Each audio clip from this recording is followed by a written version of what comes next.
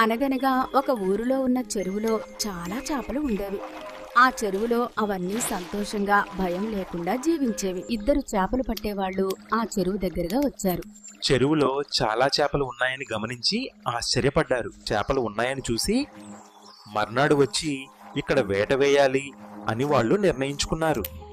వాళ్ళ మాటలు విన్న ఒక పెద్ద చేప వెంటనే అప్రమత్తమైంది.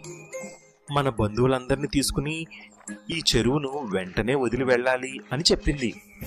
ఇప్పుడు వెళ్ళిపోకపోతే రేపు మనం ప్రాణాలతో ఉండము అని పెద్ద చేప హెచ్చరించింది.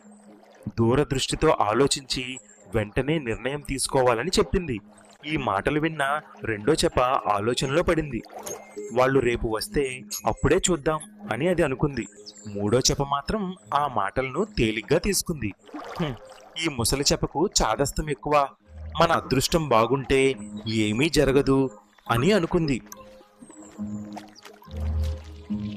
మొదటి చేప రాత్రికి రాత్రి తన బంధువులందరినీ తీసుకుని దూరదృష్టితో ఆలోచించి వేరే చెరువుకు వెళ్ళిపోయింది. తెల్లవారగానే చేపలు పట్టేవాళ్లు చెరువు దగ్గరికి వచ్చారు. వాళ్ళని చూసిన రెండో చేపకు ప్రమాదం అర్థమైంది. రెండో చేప ఆలస్యం చేయలేదు. తన కుటుంబంతో వెంటనే వేరే చెరువుకు ఈదుకుంటూ వెళ్ళిపోయింది. అదృష్టాన్ని నమ్ముకున్న మూడో చేప ఆలస్యం చేసింది. చివరకు వలలో చిక్కుకుని తన ప్రాణాలను వదులుకుంది. దూరదృష్టితో ఆలోచించిన మొదటి చేప తన బంధువులందరినీ కాపాడుకోగలిగింది. ఆపాయం గ్రహించి వెంటనే మన జీవితంలో కూడా కేవలం అదృష్టాన్ని నమ్ముకుని కూర్చుంటే ఫలితం ఉండదు.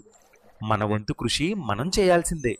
ఇలాంటి మంచి కథలు ఇంకా వినాలంటే ఈ ఛానల్ని లైక్ చేసి సబ్స్క్రైబ్ చేయండి.